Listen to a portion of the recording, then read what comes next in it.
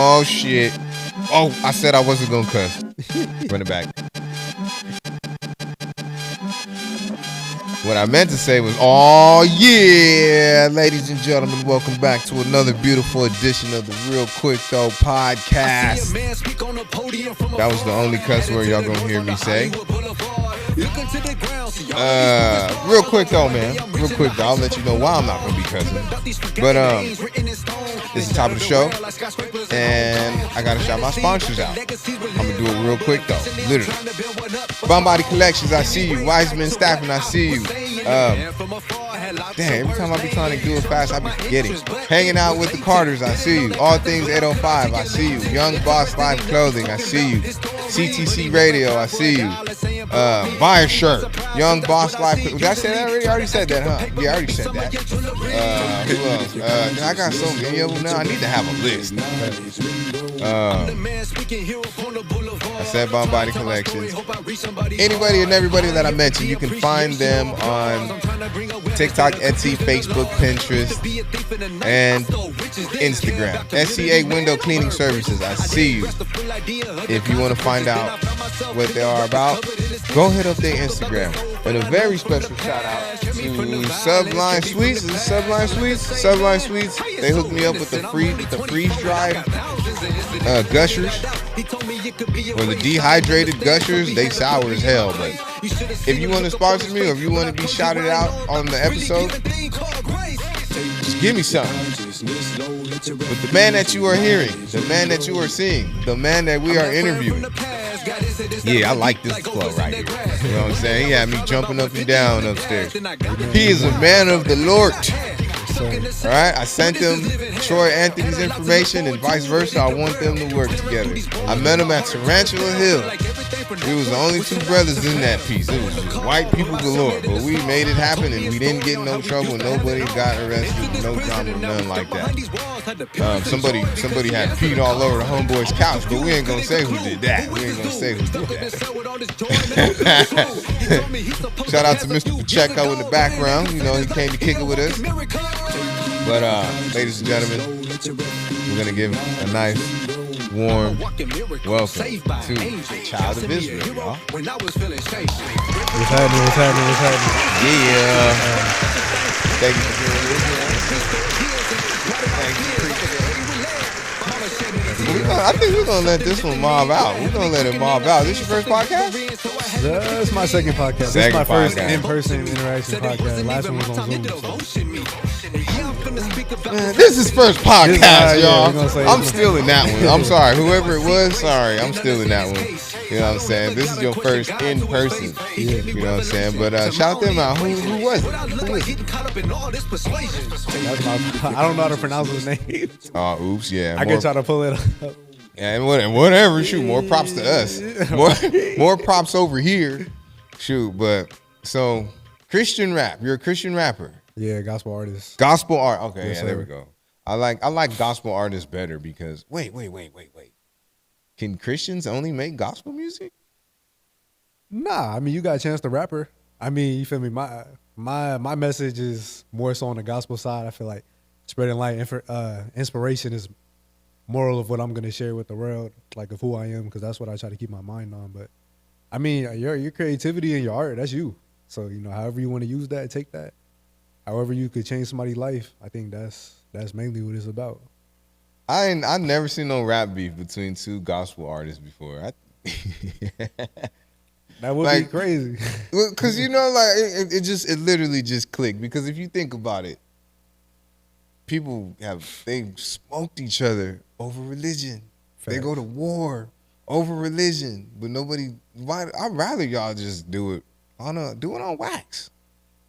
That's what I'm saying. I mean, like, but see, with Christianity, I don't really want to say Christianity because some people don't really align with that. But with the scriptures, it's not really about religion. It's kind of about relationship with Christ. So, you know, we kind of take like the whole rules and all that. We don't take them out, but it's not about that. It's more so about the relationship and like, you know, if you love somebody, you're gonna do what pleases them.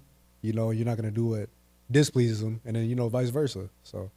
It's not too much about the religion aspect. That's probably why people don't, you know, the Christian community, if they're doing it properly, don't really smoke each other over the religious part. Yeah, I'm not religious at all. Sorry, Grandma. I'm sorry. I'm not religious at all. Am I God-fearing? Yeah, of course. Religion? Why I gotta believe the way you do? Y'all don't even think you do it right. Exactly. Yeah. I'm not talking about my grandma, but you was in the same skirt you wore last night on Saturday night at the club. You just woke up and walked to church. I'm not gonna do the way you do it. So how long you been making music for in general? So before I was making music, I was a football player. I was an athlete. I was going to the NFL. That's where my head was at. So I started rapping. I wrote my first rap song back in like 25. So I wrote my first rap song probably in 23 November. That was when I wrote my first rap song, but I never dropped it though. It was like way back because my cousin, he's a producer. So I was getting on his case. I was like, yo, bro. Yeah, come on. I'm trying to do this. This is... Well, I wasn't even really trying to rap for real. I know he makes beats, and like usually he just sharing with me, and I just like tell him it's hard. Because I was playing football, so I wasn't really rapping on him. But I was like, hey, bro, like I ain't heard no beats. Like you ain't dropped nothing on IG. So I'm like, what's happening? And then he told me, he was like, you know, like if you spit something, like just spit something random, like find a YouTube beat, spit something, maybe that'll inspire me to like make more beats and go along that music side. So I was like, all right. I like that. In other words, look, you ain't finna put no trash over my beats. Low-key, that's probably what he was saying. Look, man, I'm not gonna cuss, I swear. But I know. I'm just, instead of saying the N word, I'm gonna just say ignorant. I know ignorant when I hear ignorant. You know what I'm saying? Nah, you. How about you go take this beat off of YouTube, spit some, and if it's hard, I'll give you one of my beats. Low-key, that's probably what he was saying. I didn't think of it like that. I just thought he was just like, I don't know, somewhere else with it. I'm stupid. Don't listen to me. This is what I do. I'm a comedian. So back, I'm gonna keep it on music for as long as I can because I have a very strong tendency to go off the rails, but I take pride in it. I think it makes it makes every episode fun. It makes every episode less boring. And we're gonna be talking about your music, and then we might just be talking about fucking freaking Sam's Club socks versus Costco socks. We're gonna go all over the place. You just started writing music a little over a year ago. Did you ever did you start off like just rapping the general rap, or did it start off with the gospel rap?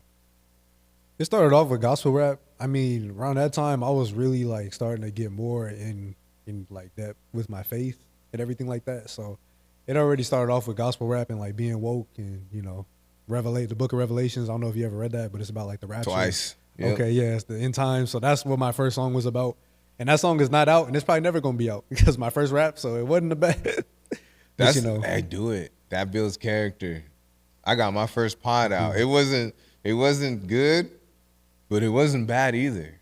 So that I'm pretty sure that's a pretty strong possibility for your first song. You know what I'm saying? Like, but I noticed because you're young. Mm-hmm. I don't want to say you're a lot younger than me, but you're significantly younger than me. And at an early age, you found your faith and you stuck with it. Normally, when somebody sticks with their faith, they had some type of experience which could cause some trauma, or they had something that was like very detrimental in their life for them to be like, I'm gonna just let God take over. Yeah. Did you have any of those, or were you just like you grew up with mom, grandma, church every Sunday? I hear you. Nah, I don't think anybody can live their life and be completely faithful unless you're Christ himself, like born and not have an experience that happened to make you be like, all right, nah, I gotta let God take over because this is crazy. But I had one of those experiences, and I knew you was gonna ask this question. That's funny. Mm-hmm. But my first experience with this was I was playing football. That was my everything. That was my personality. If you was around me, I was probably talking something about football. I was spending time on the football field training. I was in the weight room. That's all my head was on. God seen that I was idolizing it, and he took it away. Got it. He took that away. He took my knee out. And he said, okay, I'm going to make you go 2 years without being able to play football. What are you going to do? And from that point, I literally did everything else that I shouldn't have did. I went to drugs, went to partying, went to things I shouldn't mention. Right. But, I had those types of experiences, and I noticed that I couldn't find the joy that I was looking for because it was all temporary. It happened, and after it happened, it was gone. Then I'm thinking, dang, like, how else am I going to fill this void? And I try to dive back into it, and it never came out the right way. So the order, what I'm finding interesting is the order in which it happened. Because normally people, they reach out to them a little later in life. They reach out to them after they got locked up or after they've been shot or after, they lost somebody. Yeah. When they should have been found out who he was. Like me, I didn't really start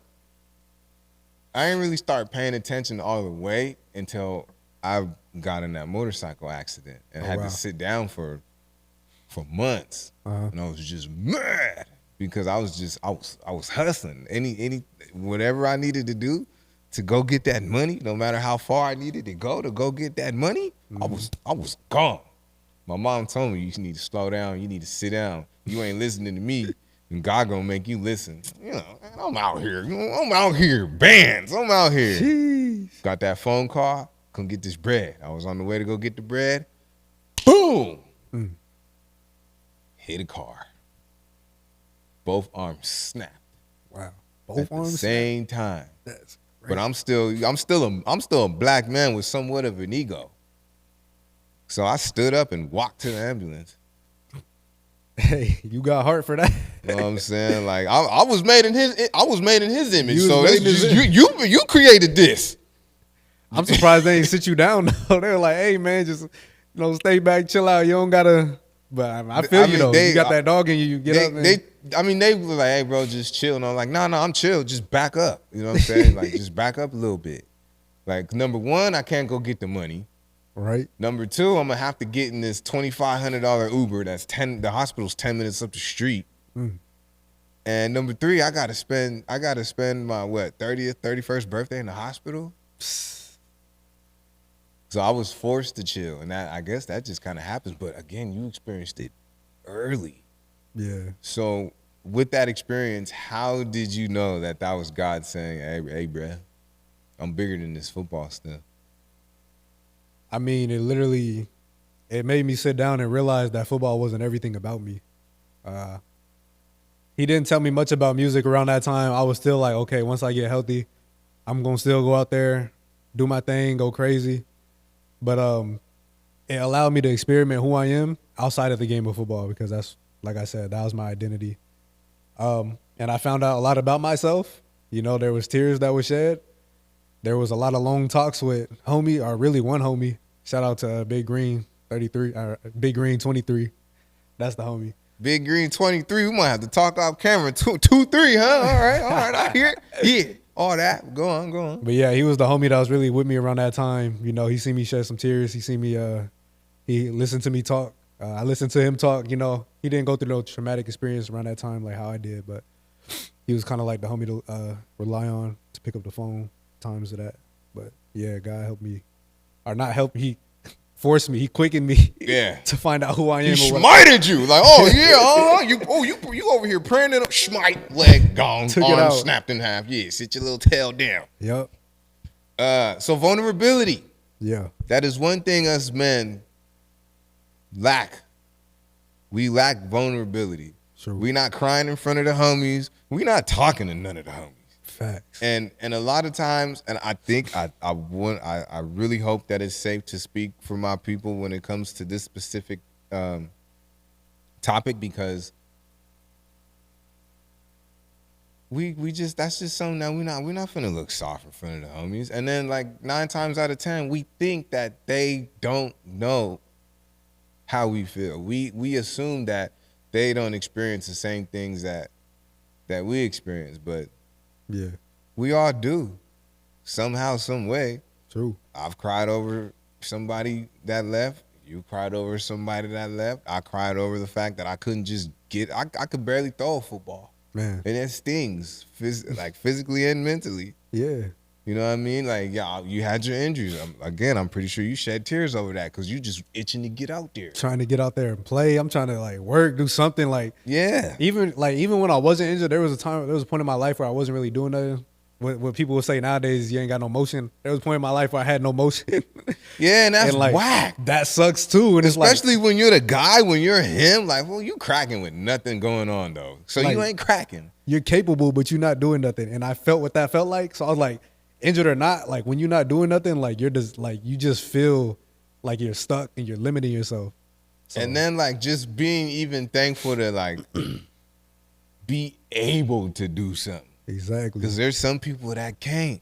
Yeah. There's a lot of people in wheelchairs with walkers, cerebral palsy, whatever. Yeah. There's a lot of people that look at you and be like, dang, I wish I could do that. But I can't. I physically can't do it. But shoot, all we got to do is be thankful that we don't have those issues. I don't have those issues. I can't see, but I can walk.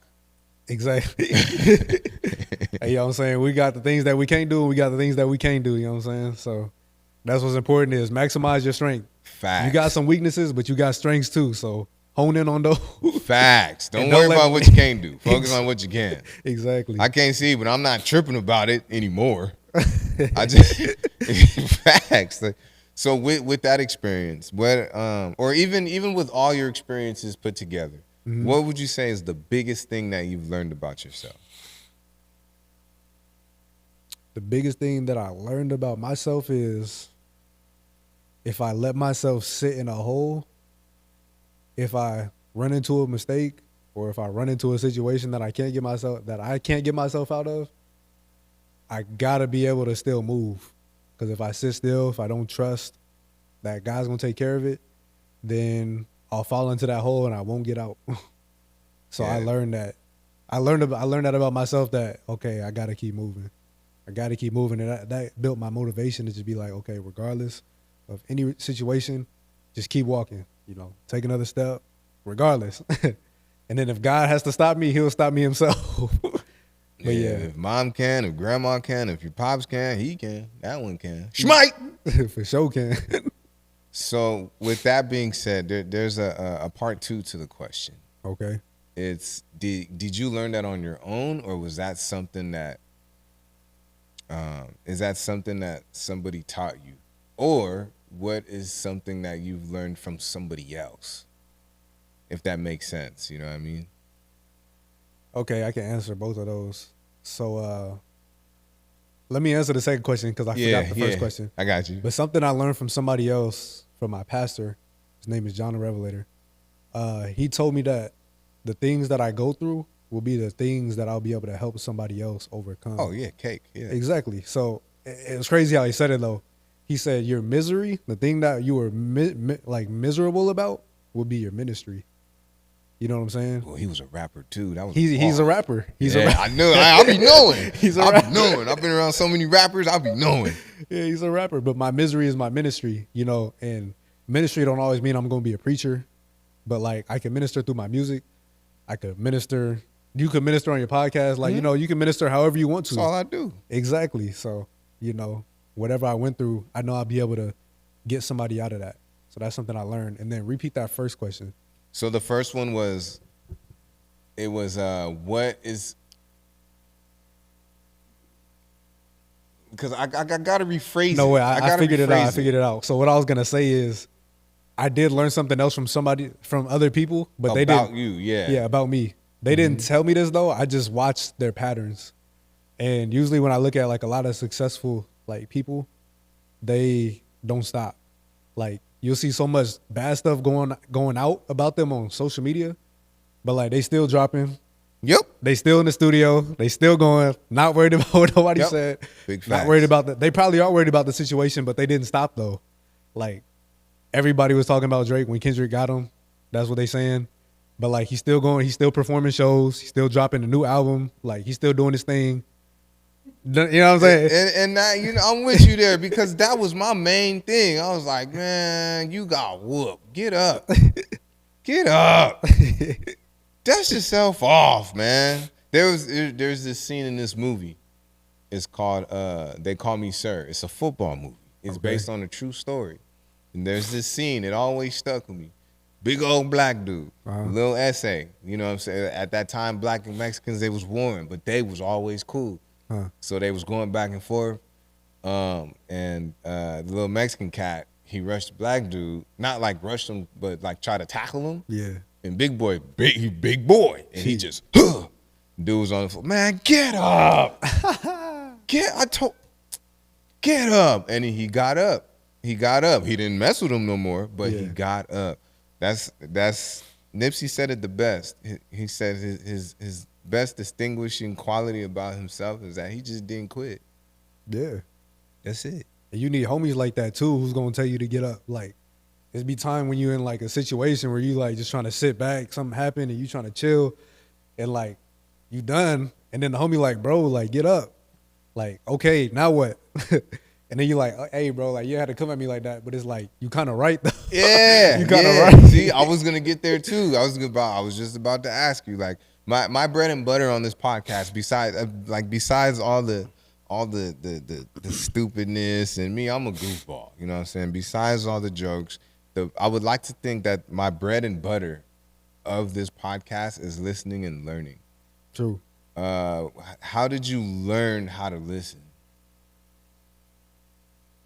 That's a good question. I mean, it's a real skill. Truthfully, it is a real skill. Everybody I've been around always said I was a good listener. I don't know how. Honestly, I would say it was God-led because, you know, there's also times where I definitely don't want to listen. Yeah, facts. You know what I'm saying? Like, there's times where I don't want to listen, but I think if somebody's trying to tell me something, I may be arguing with you on the spot about it.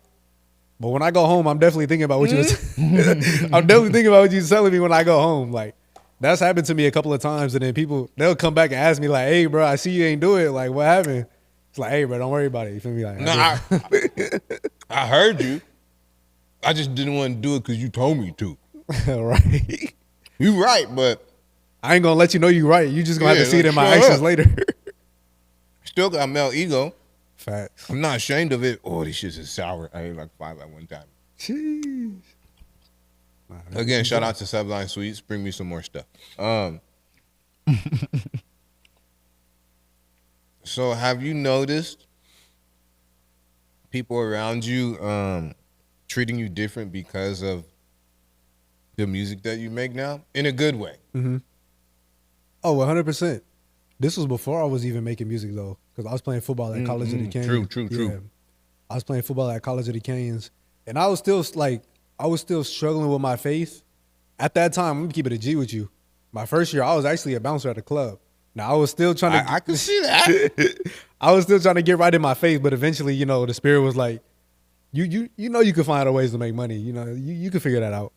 So, you know, down the line, he kind of led me out that path of working at the club. Though I didn't really have bad encounters there, but even my teammates, they would come up to me. They was asking me for advice. I'm like, bro, you know, we in the same grade, we the same age, like we got the same type of knowledge. I mean, I read scripture, so that helps me out. But they be asking me like, hey, bro, like I'm trying not to cuss no more. Like, what should I do? Or I'm trying to just think more positively. I'm trying to respect people more. Like, what should I do? And I'm just like, whoa. Like, praise God. Like, it's like, you know, they're putting me like in position to lead them. And like, this is a grown man just like me. Yeah. Like submitting to what God has through me. You know what I'm saying? 1000%. They see you moving. They see you doing something. They see you are doing something. I tell this to my young ones all the time. If you want to do it, just do it. Fact. Straight up. I don't care how hard it is. I don't care how much it costs to start. Y'all want to sit here and talk about me and what I got going on and you made it, homie. Like, I appreciate what you're doing. I had to start somewhere. Just go for it.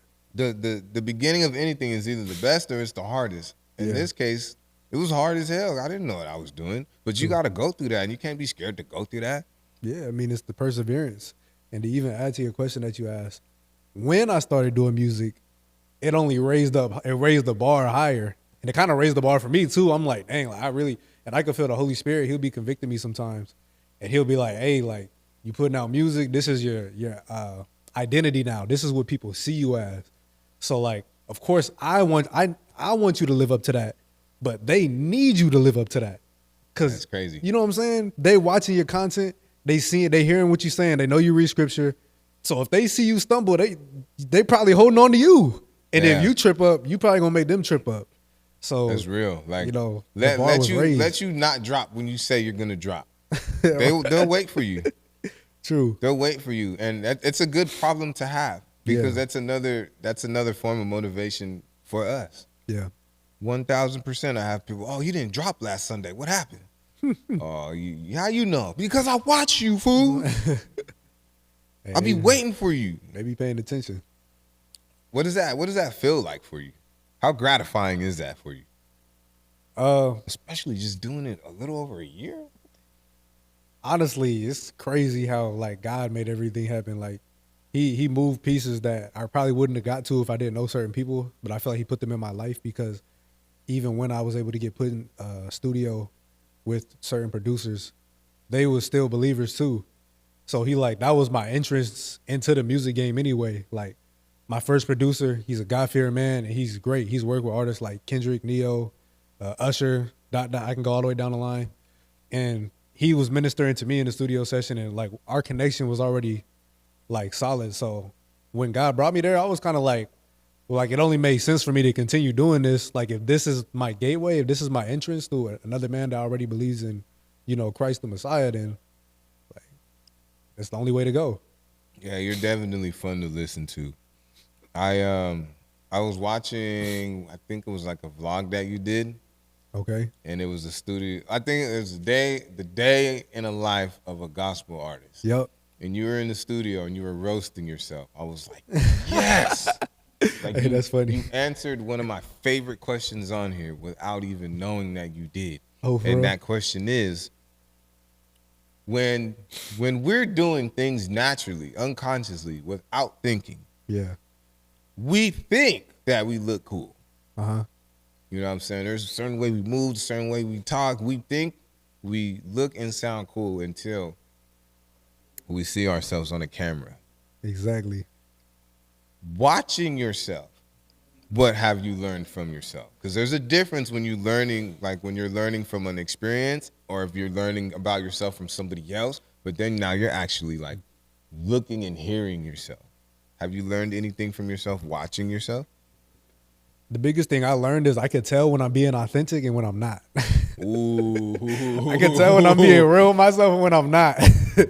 So I always try to look at that. And I try to make sure I'm like, okay, like if I'm on camera, be as authentic as possible because if I can see it, they can probably see it too. Facts. And if they know me, they definitely can see it, And my peoples, they'll get on there and comment like, hey, bro, this not you. Like, lock it in. So that's wild. I have never thought of it like that. I mean, it's just things to, realize and notice. Like, am I being real or am I trying to put out something that I'm not? So, I mean, it's definitely an important factor to keep in mind. That's wild, yo. Like, I'm over here tripping now because, again, like, I be thinking I look cool. I be thinking I sound cool. And then I'll go watch myself. And then it's like, wait, that don't look as cool as I thought it was. But that's to me. Yeah. To everybody else, it's like, oh, no, you fly. True. Like, I wanted to close my gap. I wanted to. And everybody's like, dog, you can't. You can't do it. Because if you do, you're not going to be the same person. I'm pretty sure that might almost be equivalent to you, like, wanting to cut your hair. Yeah, Somebody will tell you, like, nah, you better not. Crazy. You better not do that, dog. Like, that's your image. Yeah, facts. So, like, the little things that I thought was flaws were all beautiful. The fam bam's in the building. Mrs. Pacheco in the building. Darius, come say hi, dude. Wait, do y'all want him on the camera or no? He like, nah, I'm straight. Realquicctho in the building. Come here. You want some candy? I know how to get you over here. You want some candy? Yeah, what's up, Realquicctho? Come here. Come get you some candy. He said, I'm not messing with that. Come here. I want to see your hair. You got the fresh I'm going to have to go over there. Okay, this is your first and only chance. But we got the young ones. We got the Lils in the building. We got Chunkers in the building. We got Lil Quick. That's what I thought. Yeah, you can get one. I told you can get one. Look at your hair. You look so pretty. Dang. Wait, even after it's all done, it won't go. See, they don't never make good brushes for little black girl hair. Man. All right, unbrush. Yeah, hair is a definitely difficult topic. Hey, unbrush. Sponsor your boy. I'm gonna purchase one, but sponsor your boy. But yo, that candy is. Woo, yeah, that's like an Airhead times 10. No, if I'm looking for some sour candy, I'm gonna definitely have to lock in with them. What'd you say they was? Go and shout them out. Sublime Sweets. Sublime Sweets. Sublime Sweets. You can have as much as you want. I got bags of them. Oh, bro. Short term. You wasn't lying. Yeah, dude. Hey, man. Look, man. You wasn't lying. Yeah, it hit. Oh yeah. You know when you know in the side of your mouth. That's what I'm saying. You know you gotta the side of your mouth start crying. Yup. Be making you flex your face. So you're an artist. Yes, sir. And I'm an artist / I'm an artist creator, whatever you want to call it. Okay. All of our favorite artists. Yeah. They're weirdos in a way, and I mean it in a good way. I do some weird stuff. Mm-hmm. What is something that you do that you know is weird to you, or might be weird to your peers? Talking out loud to myself in public. I was like, I mean, I don't know. I can see why. Some people it's probably not weird, but me, yeah, that's not weird to me at all. But I be in the gym talking out loud to myself, and like maybe somebody will look at me, and I'm just like, I don't care, bro. I'm talking to myself like. I could be praying for all you know, like it don't even matter. Talk that. Maybe I'm not praying, but either way, yeah, I talk out loud all the time to myself. Hey, mind your business, Kevin. Facts. 1, 2, you got this, G. Push it. Jesus Christ, push that. That's what I'm saying. I respect that. Look, speaking out loud, that's just another form of like affirmations. True. I do them every day, and whether somebody's looking at me or not, and depending on how many people. The more people there are, the quieter I am. The less people there are, the louder I am. Exactly. Yeah, I'll be going on a walk sometimes, and I just like be walking around the neighborhood, and somebody be walking their dog, and I'm just like it actually happened today when I was on a walk. I was on a walk, and somebody was walking out their driveway, and I just stopped talking. I was like, and he like looked at me. I was like, "How you doing, sir?" Very awkward, very cringe. Oops. But like I just got back to the walk. As long as I know that. We're not gonna remember it in 5 minutes. We good. We straight. Is there any gospel artist that you look up to? 100%. Miles Minnick, fire. I don't know if you know about him. He's from the Bay. Well, he's actually LA, I think, right now. Miles Minnick, Lecrae, Caleb Gordon. He's cool. Ali Jean, and then for number 5, Tommy Zuko. Tommy Zuko. There's this one girl, because my oldest stepson, Christian, he's heavy on gospel rap. Mm-hmm.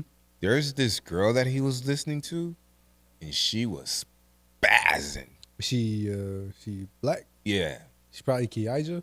Maybe. She was spazzing. Like, I didn't even realize she was a gospel rapper. She was going in. And I was like, wait, hold on. She said, what about the church? Hold on, wait. Because I'm just automatically like programmed. Like, if I hear bar after bar after bar, yeah, you probably cussing. And the flow was cold, the bars was cold, and it just took a while to click. Like, wait, she talking about church and stuff. Yeah. Like, you probably talking about Kiaja or like Christ like CC. I think those are the main two I know. There's some others too, but I know those are like two like main ones that people listen to. But they be fired too. They be fired. They be spitting. There was a guy. He was rapping cold. Like, oh, for real? He was on like his kill, but it was gospel-y at the same time. in the name of the Lord, I'm gonna slide for God. But it was hard though. I'm like, what? That's how it gotta be, you know, because his music's gonna minister to somebody who really lived that life. And be like, hey, like this some gospel music, but like, hey, this kind of sound like music I listen to. I think I could resonate with this guy. He's like, let me put you on. He was like, I'm not gonna play with you, but you better not play with me. Right? He might not have saved you, but he's definitely saved me. It's like, oh, that was hard, dude. Exactly. And since I got saved, you get saved. Exactly. I'm not gonna hit you with this K. We both just gonna sit down and pray. Like, oh, snap, he just saved you twice. Killing it. He just saved you 2 times. That's what I'm saying. What is your favorite song of your own? My own favorite song? Probably is between Enough and Walk That Walk. This last one I just dropped is kind of like, you know, it's an honorable mention, but probably like Enough and Walk That Walk. Those were probably my top 2. If I had to pick one, probably Walk That Walk. Yeah, I like ear to ear. You like ear to ear? I like ear to ear. Yeah. There's definitely gonna be some more coming out like that. I feel like when I just hop on a beat like that, it's different than like walking on like other beats. Some beats you just like, you could just like, you already know. It just happens. You hear the hook as soon as the beat come on. So what is your creative process like? What comes first? Do the drums? Do the hook? Do the lyrics come first? What does that look like for you?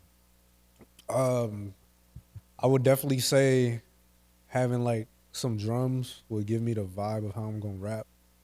When I'm in the studio, when I'm with the producer creating, definitely the drums. Sometimes I produce my own beats, and I like to sometimes start off with the piano, but like I don't really find my flow until the drums come in, because that really determines where the song is gonna go. There was a time where the producer was laying down the beat and no drums was in there, but once he threw the drums in, I had to stop writing everything, cross it off, start the whole process over.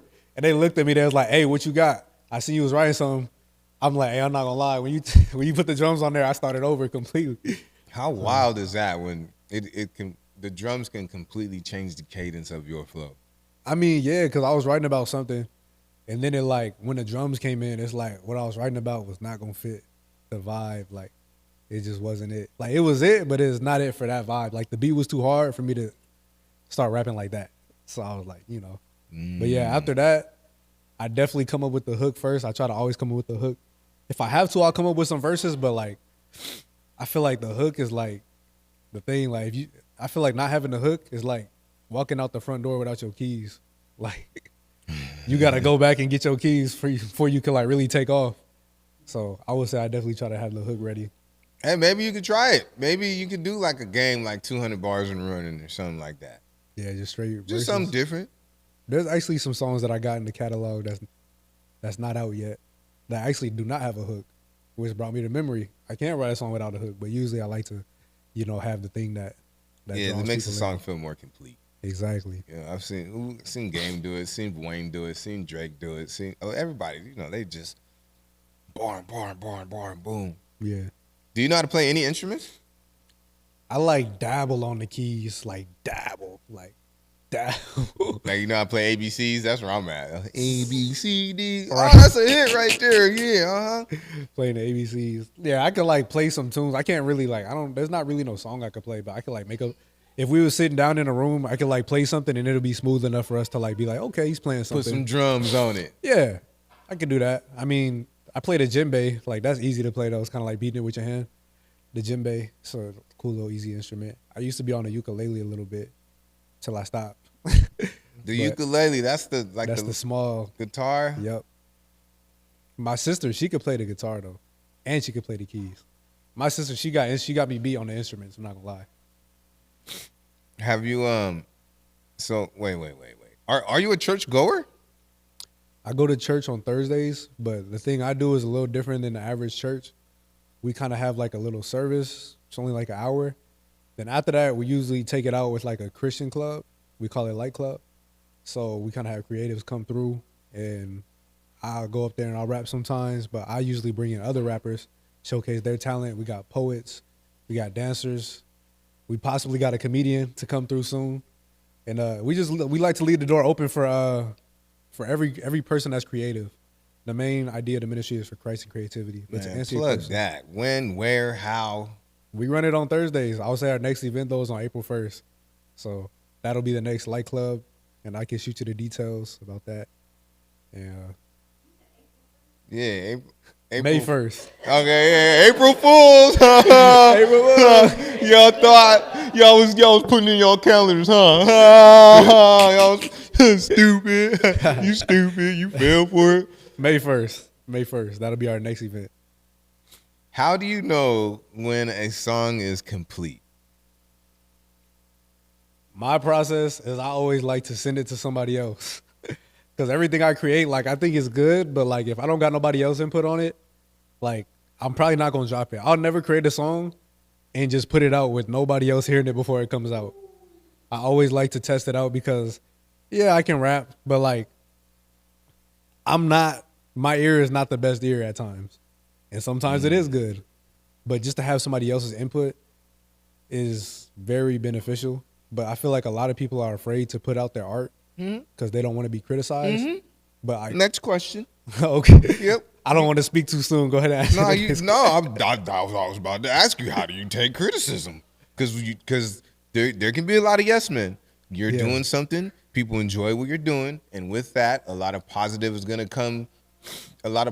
energy is gonna come in your space. Yeah. But with that, there's gonna be a bunch of leeches that's gonna try to get some of that positive energy because they don't know how to get their own. Yeah. We call them no, not even that. It's the yes men's. Yeah. You could be like, hey yo, like you could put out some trash on purpose. You could create some trash on purpose. Just like what you think, oh that's it right there. That's it right there. Yeah. So when you perform it, you got wristband for me though, right? Like you don't need no people like that. True. But when it comes to the opposite, like dog, that's not it. Yeah. That's not it. How do you deal with that, and does it depend on who gives it to you? It definitely depends on who gives it to me, but like I always like to always take it into account. A piece of me looks forward to criticism because it allows me to better the track. If everybody's saying it sound good and I drop it and then everybody's saying it sound bad, like, you know what I'm saying? I'd rather you be honest and be transparent with me and let me know what can I do better. Like, be honest. If my bars ain't hitting, tell me. So it'll motivate me to write better. Like, it'll motivate me to figure it out. Versus if I'm not getting criticized, then it gives me no space to grow. Okay. So if I want to grow, I look forward to the criticism so that my music can progress and not stay in the same spot or get worse. So I have recently came to a crossroad. Okay. Excuse me. Before this crossroad, I stood on, if I'm better than you at what we do, I don't want to hear it. I'm a comedian. If I'm funnier than you, don't tell me how to do jokes. Right. But I've been trying to open up a little more. I've been trying to listen more than what I already do, and that's a lot. So my crossroad is, just because they might not be as good as you at something doesn't mean they don't know what good is. True. And I'll use this as an example. I know good rap when I hear it. Yeah. Can I make it? Probably not. Now, I might not be able to tell you how to do it or what to say, but I can tell you what I would like to hear because I know good rap. Yeah. Now, the question is, with that being said, do you listen to me because I know what it sounds like, or do you not listen to me because I don't know how to make it? I mean, I got a homie that don't rap, and he gives me criticism all the time, and he be punching. I'm not gonna lie, he don't hold nothing back. He'll tell me, "Hey, bro, this is trash." I got a homie like that. He don't care, but it's like it hurts in the moment. I'm like, all right, bro, I'm not sharing my music with you no more because you had to come at me like that. But I got a homie. But after that, I take it straight to the lab though, and I'm like, oh, he said it was trash. All right, then I'll shoot him back something else. He'll be like, all right, you know what I'm saying, you worked on it a little bit, so but yeah, I mean, even if you don't rap, you listen to music, so I'm sure you know what a hard track sound like. Big time. So of course, if you say you want to hear this, because my music is really not for rappers anyway. Facts. You know what I'm saying? Like, yeah. I'm not really. I mean, yeah, rappers listen to my music, but they focus on their music. It's the same. Like, I'll listen to other rap music, but I'm focused on what I'm gonna put out. So 9 times out of 10, I really need to do what you telling me anyway, because you're the one that's consuming my music. So if you want to hear something from me, I'm definitely going to take that into account and, you know, give you what you want to hear, what you need to hear. Okay. So besides the event on Thursday, it's called Light Up Thursdays? It's called Light Club. Light Club. Okay, Yes, Light Club. So besides Light Club, have you performed anywhere else? And would you like to perform if you haven't? I only performed at Light Club. Now that I look back at it, I performed at Light Club 3 times. And my first one was on New Year's. But 100%, I'll perform fire. I perform anywhere. Like, I don't mind ministering. Like, some people try to ask me, like, would you perform at a club? I'm like, you know, if I'm sent there to minister, then my word could probably reach somebody. I mean, it's Christian music in a regular club, so some people may think it's cringy, but somebody's probably gonna be spoken to that night. And I don't run. You about to save everybody from DUIs?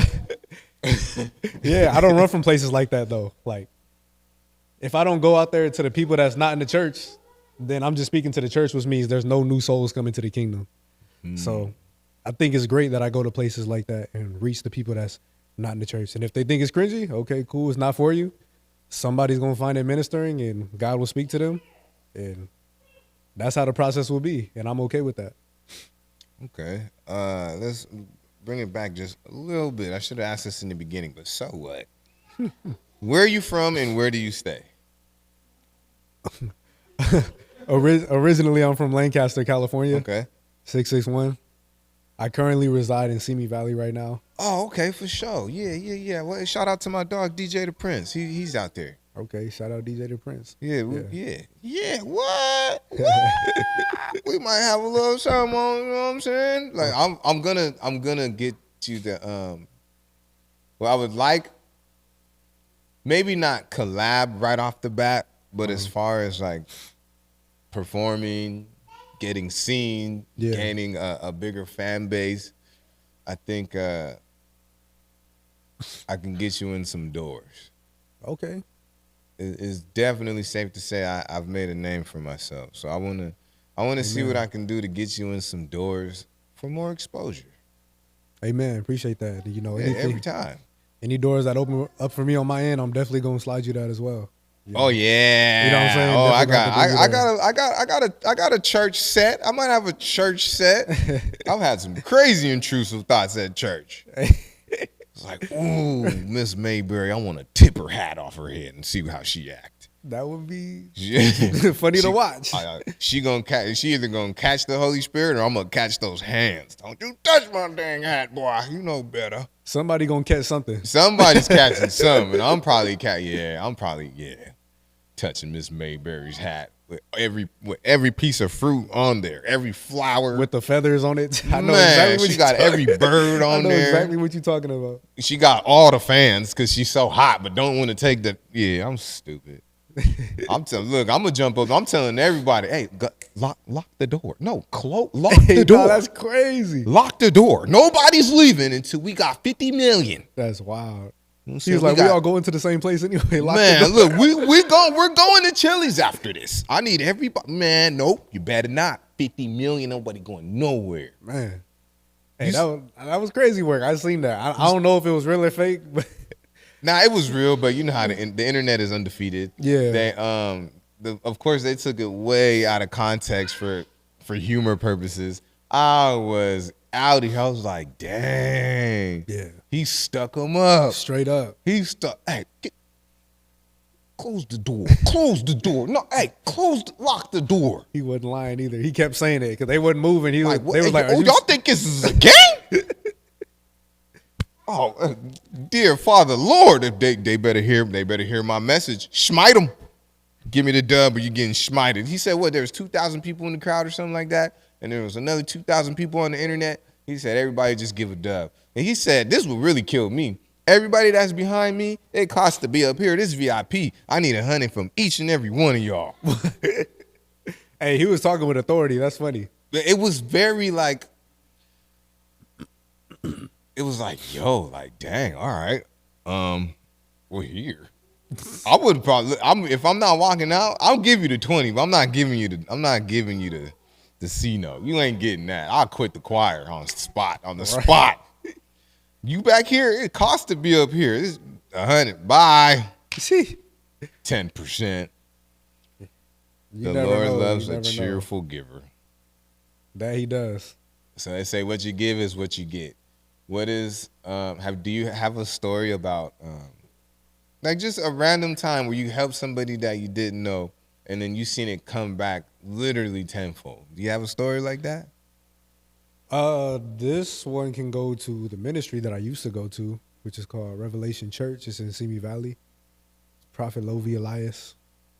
There was a night where he was speaking a great word, and he was kind of saying, like, you know, give what the Lord wants you to do on your heart and do it prayerfully. Because if you're giving and you're not praying while you're giving, you're not really sowing. So you have to have, when you're giving with intention, right? How it's going to be used. So I gave a good portion to the church that night regarding my football career and how he wanted me to handle that. You know, I didn't want to really too much say, God, I'm giving this much money to the church, prosper me in football. Because that's not how God operates. Okay, all right. Because I thought I heard something else. Because I heard, when I give, there's no intention behind it. I just want you to, if I gave it to you, it's because you probably really needed it. Yeah. But as far as giving, I never really gave with the intention to get something back or to get something, period. Yeah, I was just, hey, you need it here, you got it. And whenever I do give, I got to tell my people, whoever it is, please don't ever mention this. Just don't ever bring it up. Forget that it happened. Yeah. And don't take that for no type of weakness, and don't think for a second that you're going to keep coming back time and time again, because after the second or third time, no, I'm not finna give you what I need right back. True. And I'm not sorry about it. And God will allow you to give was needed to somebody at that time. And it's not so much about even getting things back, what you said, but for God to direct your steps on how you will give and how you're going to steward your money is the amazing thing about it. And I would say when I gave, for God to give me direction on football, he gave huge direction, and he completely took it away. Not because I was hurt, but the desire was snatched. And he brought in a whole new passion, which was music, which was insane, because if you would have asked me 2 years ago, am I a rapper? I would have said, no, you're funny, go sit down. I'm about to go play football. Yeah. But yeah, he ignited a new flame in me that I didn't know I had. Like he had to unhighlight something to highlight something else that I didn't see that I had the whole time, which was crazy. Step back to step up. Exactly. When did you get baptized? Funny enough, I got baptized in 2023 in October. I was tripping. I'll never forget the day I got baptized, man. I might have been like 9 years old. Oh, man, I thought they was trying to kill me in there because I can't swim. I had traumatic experiences from swimming, from trying to learn how to swim. Y'all out of here? You leaving me, man?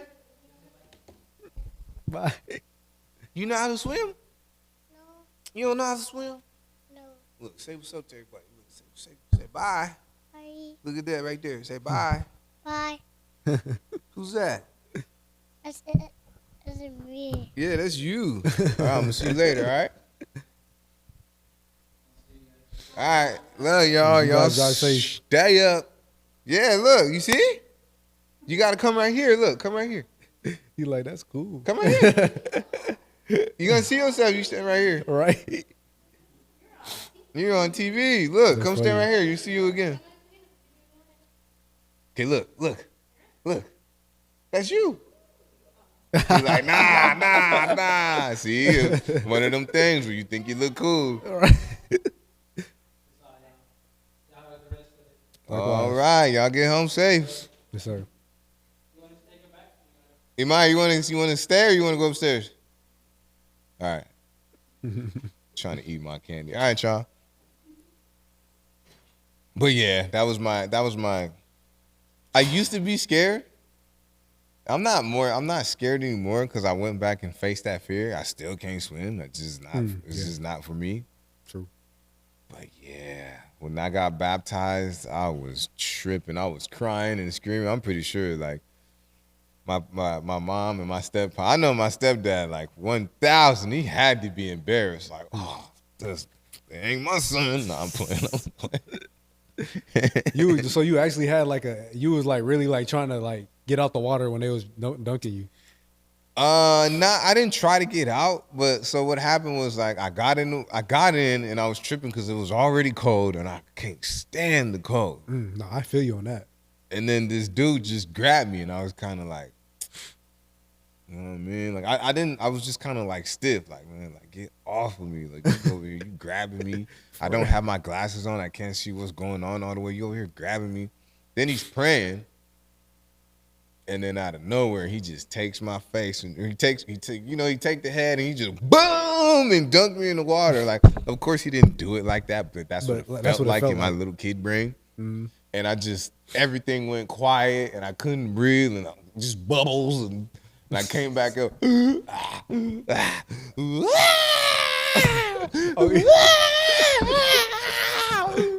Man, they had to calm me down in the back. I was all wet. Oh man, I'll never forget it. Oh, so you was crying and all. It was like it was a scene. It was a scene. It was a show. I was like I didn't care. I didn't want it. Like I didn't know what it was all the way. Yeah, true. You know, like I didn't really understand. I just did it because that's what we're supposed to do. True. But man, they should have just hit me with the Catholic baptism and just hit the "you're saved" splash and leave it like that. Y'all didn't have to drown me like that. Y'all didn't have to do me like that. I didn't have an ounce of evil in me. And y'all over here drowning toddlers. Messed up. Yeah, that's why like my parents, they didn't even really permit me to get baptized till I understood what it was. There was a time in middle school where I was like, hey, like Mom and Pops, I'm about to get baptized. My mom was like, I want you to get baptized. Don't get me wrong, but like, I don't know if you even really understand it yet. I was in that time I was really just doing it because all the homies was doing it. You know, everybody getting baptized. I'm like, cool. Like, let me hop in on the trend. But I just, you know, for some reason I never hopped in. I think it was because my mom was telling me something and I listened. And then down the line, once I hit 20, was I 21? Probably 21. Once I hit 21, I was like, you know what? I'm for sure like I'm with it. I'm about it. I understand what's going on. I understand my spirit will be shifted after I get baptized. And I was like, I'll take the step. Myself, me, you know, child of Israel, my real name, me, Gary Johnson, is going to get dunked underwater for the sake of the Holy Spirit so that I can be renewed. Yeah, you better than me. I was tripping. Can you get re-baptized? You can. Because just because you got baptized the first time doesn't mean your heart was there. So in that case, you was really just dipped in water. And you didn't receive the Holy Spirit. Especially if that's how you felt, you're like, I don't really know if I received the Holy Spirit or had direction or got discipled after that to really say I was baptized into the Holy Spirit, because that's a whole nother thing versus getting dumped in water. Like, I can go take somebody right now and dip them in water, but if they don't receive the Holy Spirit, they weren't really baptized. You only have one real baptism. So I'm gonna get whooped. I'm gonna get whooped. My grandma about to fly from Louisiana right now. I'm about to get whooped. Right. You can always run it back though. Yeah, I might edit that part out. I don't want to run it back. I'm not running that back. Look. I said I might not be scared, but I'm still nervous. And if I do get baptized, they're gonna have to do it in the jacuzzi. That's where I was baptized. You in the jacuzzi? I know how to swim though, but I was baptized in the jacuzzi. Oh, see, you got the good version. You understood what was going on, and you wasn't freezing. Exactly. That water was so nice. It was nice and warm. And I was over there tripping. I was like, dang, there's a pool back here? The church got a pool right here? Like, what? Yeah, church with a pool? I don't think I've seen that before. That's what I'm saying. I'm like, Joe, ain't nobody ever like swan dove in the pool in the middle of the sermon? Right. Yeah. Close the doors. And that's wild. Like, do you how are you with like meditation and you know frequencies and things like that? You know, like what besides praying, what else can you do to get closer to God. You could definitely meditate to get closer to God, but how do you interpret meditation and frequencies? What do you think that is? Do you do it, or do you know people that do it?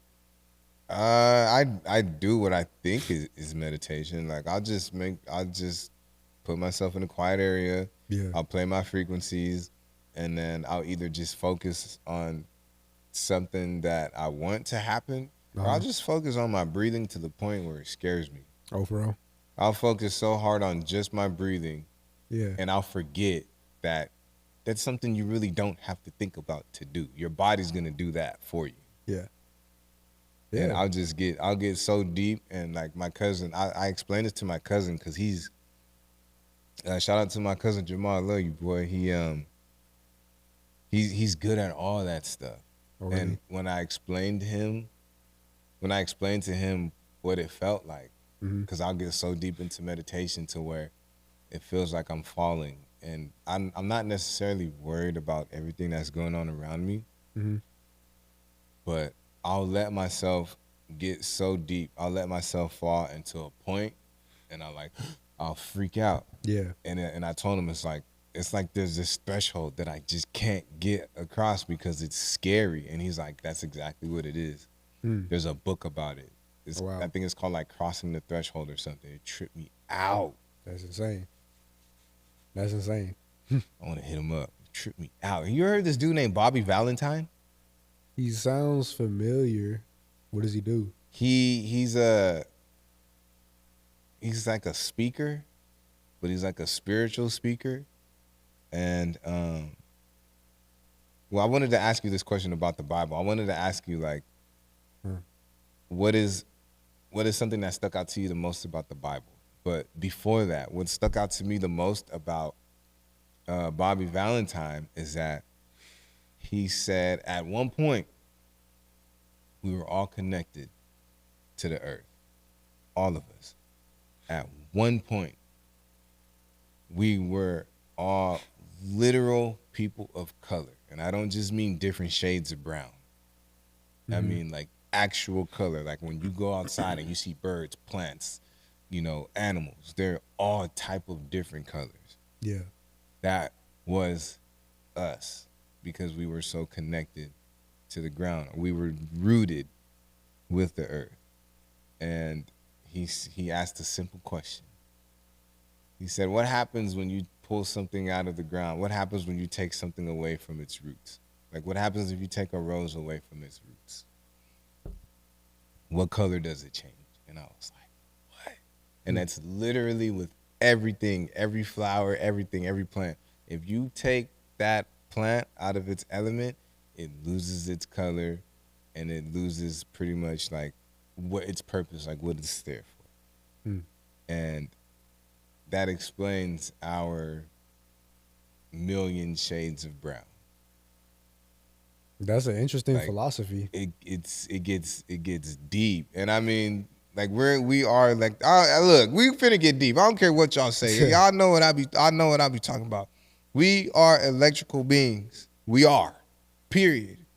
We are electrical beings. When you ground, think of it like a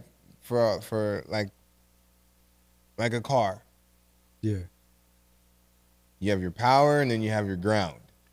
Your ground is what's going to conduct the electricity. Our feet is what grounds us to the earth. Right.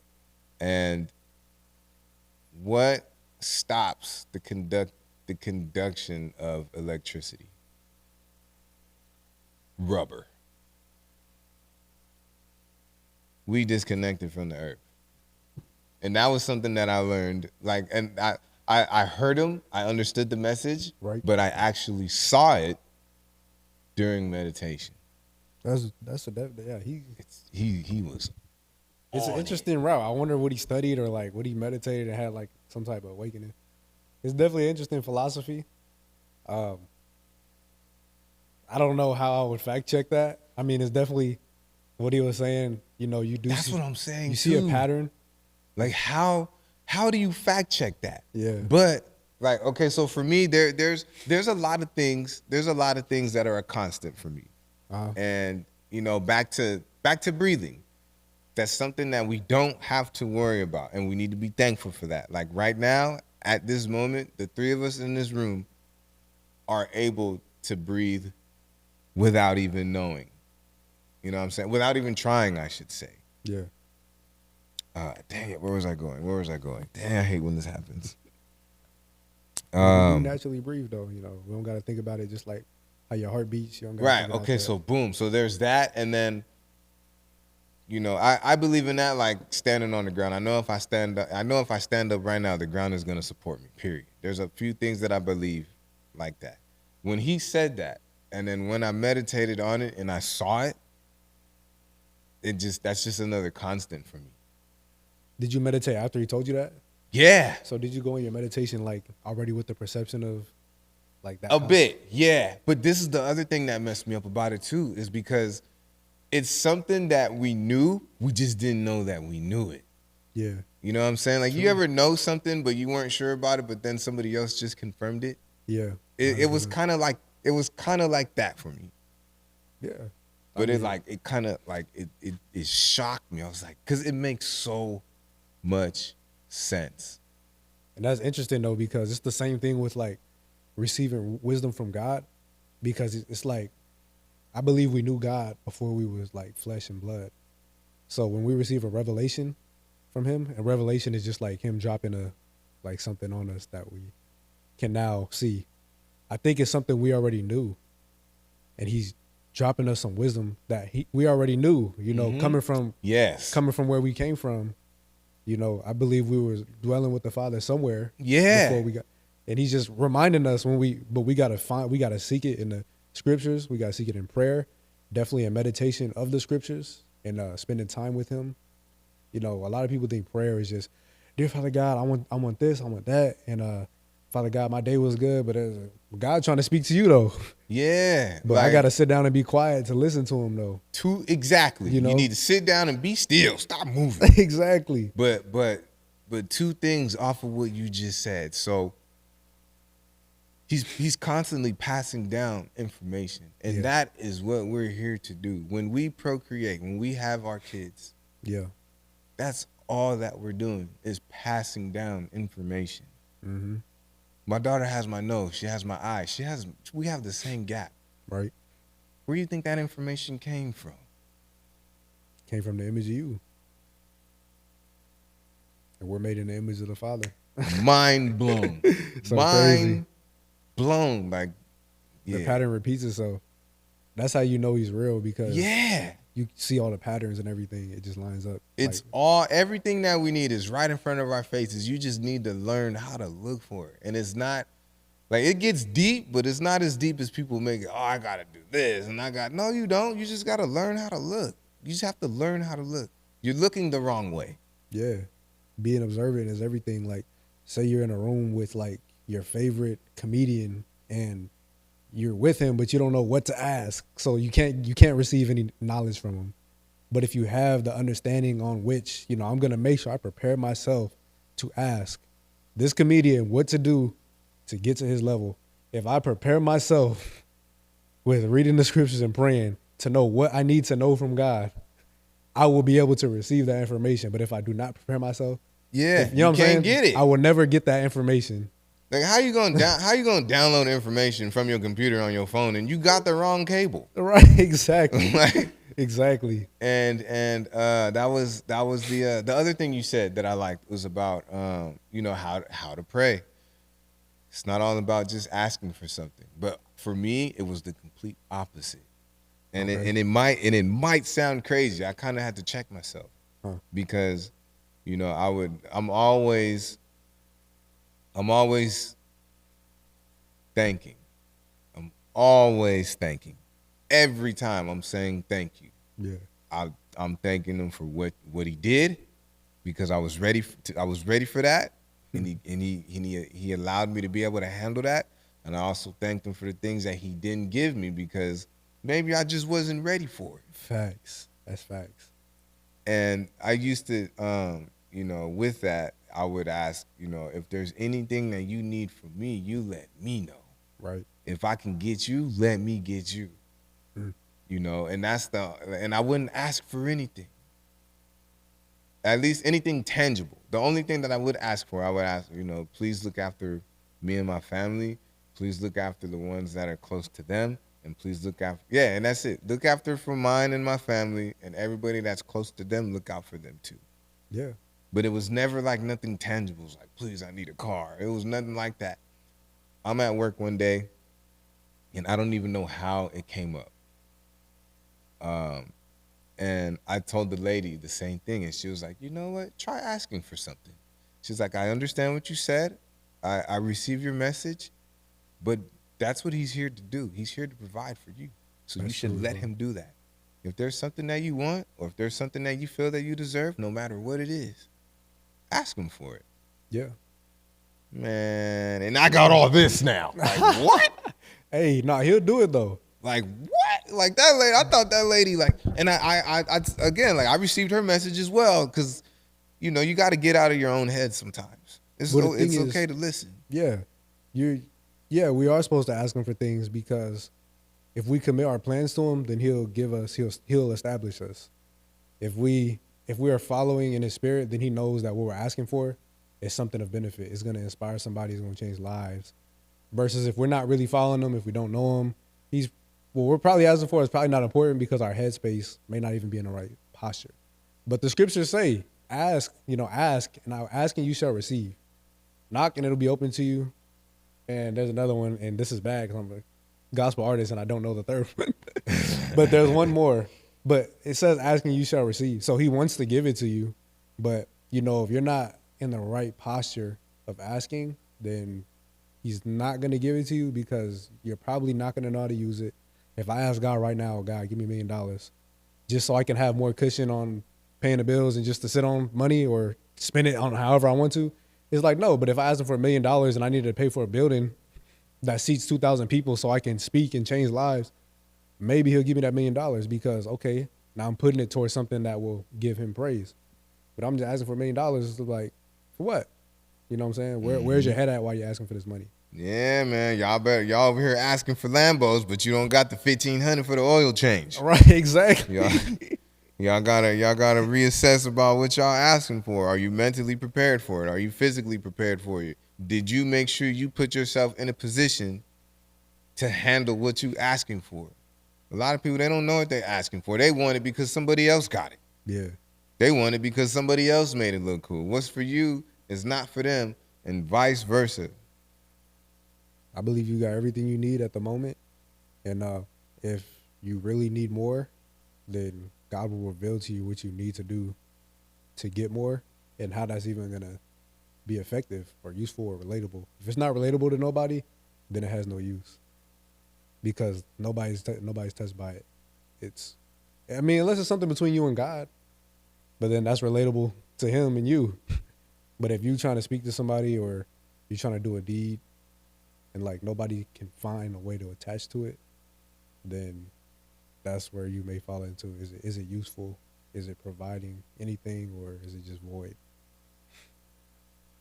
Yeah, I would like to think that my relationship is pretty solid. Like, he don't play about me, or like I'm a big universe guy. Okay. I'm a big universe guy. Like, to me, the universe is things that we can't see, and to me, God is everything that keeps us alive. Like, to me, like, water is God, air is God, the sky is God. Things that keep us alive, that have life in it. That's what God is to me. And then the universe is just, what can I say the universe is? The universe is, it's like my guardian angel. And it has a crazy sense of humor. I've seen it a whole bunch of times. Yeah, the world can go have a whole bunch of different things that you see emulated that makes you laugh. But I do like the idea of you saying that you feel like God is water. From my interpretation, I would say that water is a great reflection of God. I believe, since I read the scriptures, I believe the Father is seated up on the throne right now as we speak. He's in the heavens planning the end times with the angels. We on the last deck of cards, man. You know what I'm saying? But like, the water is a reflection of him, because you can't live without water. Mm-hmm. And that reflects that we can't even live without the Father. And it's not just us, it's everything. Yeah, Everything of exactly. color. Everything of color. There's water in it. Fight me. Fight me. Everything with color in it that comes from nature, there is water in it. Like, come on. Like, it's you just gotta know how to look for it. Like, man, I'm telling you, man, hey, look, I'm not just all jokes and tatted up and all the extras. I'm not just all that. Your boy get deep out here. Hey, you got to. You got to be deep somewhere or you're going to be confused. There's a lot of things that you got to be exposed to and woke to. You know what I'm saying? If you ain't never been woke in any way, shape, or form, Man. You got to find out how you going to get woke. If you ain't woke, you sleep. Exactly. And if you sleeping, you ain't getting nothing done. Nothing done. You're going to be stuck in hibernation. Shoot. If you sleep, you're too comfortable. I don't even like the word wake up. I don't even like it. Wake that's I don't like wake. I don't use wake. I don't use morning. I don't use none of them words. That's where I'm at with it. I don't wake up. I rise up. So I stay up. You know what I'm saying? I don't sleep. I rest. Exactly. You know what I'm saying? It's not no good morning. When is there a good time to mourn? You can be in a mansion. Hey, where are you going? Oh, okay. You gotta let me. Don't ever be afraid to let me know. Okay, I'm here for you. All right. You come first. So you can ask me. What's up? You trying to? Can I get a candy? Yeah, go ahead. I'll be nice on camera, but off camera, I'm just kidding. But you crazy. But no, it's real. Like when I break it down to somebody like that, they don't have a choice but to get it. Remember we was going back to like, I'm gonna listen to you, but when you ain't here, like I heard what you said. Yeah. It's undeniable, yo. It's undeniable. It is undeniable. Go take your shoes off and walk and go for a walk on the grass. Just do it. Do it for a week straight and let me know how you feel. Have you done it? Yeah. What happened? I was chilling. I felt like I don't know, I felt like I could breathe better. I was definitely resting a lot better. Like before I would get up in the middle of the night and, I'd just be up. But when I just go take my socks and shoes off and just go walk in the grass, and then of course with the combination of eating correctly, like it changes you. We were made from the earth. In the origin story, we was made from dust. So that goes to show you, like, we were here on the earth. We just wasn't the flesh and blood yet until, he actually, made Adam and Eve. You seen that movie Avatar, right? With the blue people? Yep.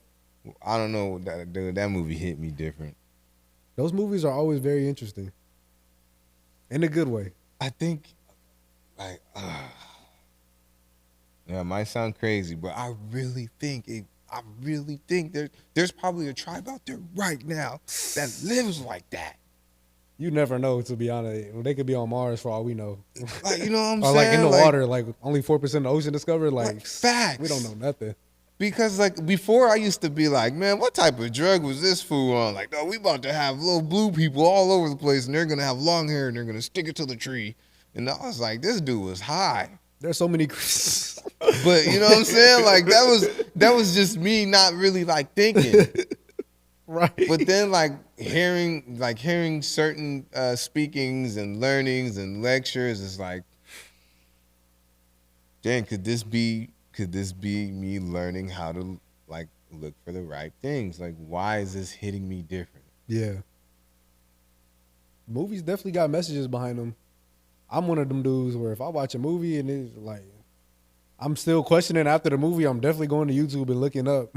Oh, what do they mean? That like, rabbit hole be a mug, man. Man, like Jordan Peele movies, like I'd definitely be researching after those. Like, it's a whole bunch of movies that you just kind of want to be like, hold on, like, what's the message behind this movie? Like, The Matrix hit a little different too now. The Matrix do be. Matrix hit a little different now. When I first seen it, I was like, I watched it for a week straight. Yeah, like it's like a Kendrick Lamar song. It's like there's so many levels to it. And you learn something new every time. Every time. That's how I felt about Harry Potter too. Now, Harry Potter, that's from what I've seen, there's nothing religious about that. It might even be a little on the opposite side. Right. It might be a little evil. I don't know if we're supposed to be watching it. But, you know, the devil, from what I heard, the devil was almost as fine as me. That's a crazy saying. Yeah, I'm stupid. I got problems. Everybody got problems. We just don't talk about them unless you admit them. See, that's vulnerability right there. Now I can respect you because you're able to admit. I got issues, dog.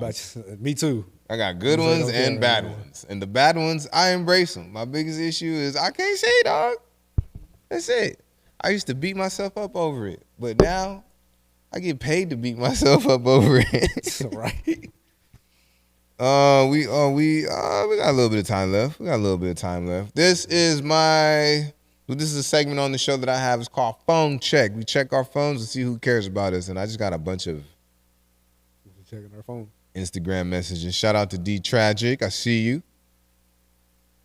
Shout out to TG Creations. I see you. Sideshow Sunny. I see you. 805 Media. I see you. Rare Breed was good. And wait, what? I don't know you, dog. I don't know you. Sorry, you don't get a shout out. They're trying to sell me a dance floor. They're trying to sell you a what, dance promo? A dance floor. Oh. Yeah, I'm not talking about $129 for a square. I'm straight. Is that just like for the night or?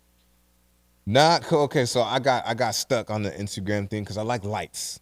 I like all these fancy little lights. I got lights all over the house, and what happens is it's like those reflective dance floors. Like when you look down, it just keeps going down, and you can change the colors. And I want 9 pieces to put in the living room, just for kicks. And they just told me it's each panel is 2 by 2, 2 feet by 2 feet, and they want $129 each. For each square? Are they like a big business? I don't know. I can see how they could be because they have just for one square is $129. I don't know. Business is business. Business. They price is they price. I ain't gonna knock it, but I ain't gonna buy it either. Right. If it's for you, it's for you. Somebody spent the money. Easy. Somebody spent the money. Because when you see it, you're gonna be like, "Oh, I need that." Right. But not for $129 for the box. Yeah. It is sick, but it ain't that sick. I'd rather put it into the SRT. Yeah. Anything else? Anything else. Well, I think we are at my least favorite part of the show, and that is the end of the show. I'm gonna get the music queued back up. Okay, bless you. This was a pleasure, honestly. I appreciate it. This was dope. Is that the Miss Quickto? Hey. Hello. What do you want? Just kidding. They left.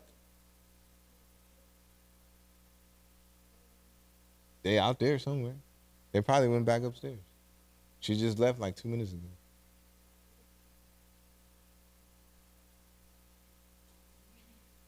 They'll be back. It's cold outside. Where we at with it? Boom.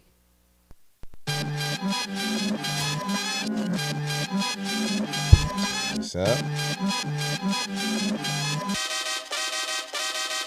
I see a man speak on the podium from afar. What? Head into the noise on the Hollywood Boulevard. Yeah. Look into the ground, see all of these moving stars. What? I'm gonna have to throw you in for the ad-libs. Hey, come on, man. That's all I ever want. I'm just telling everybody, man. Put me on the island. I just need a skit. But let everybody know where they can find you. Everybody can find me on Instagram, YouTube, what else am I on? TikTok. You can find my handle is Child of Israel _33. I repeat, Child of Israel _33. That's where you can find me on the social media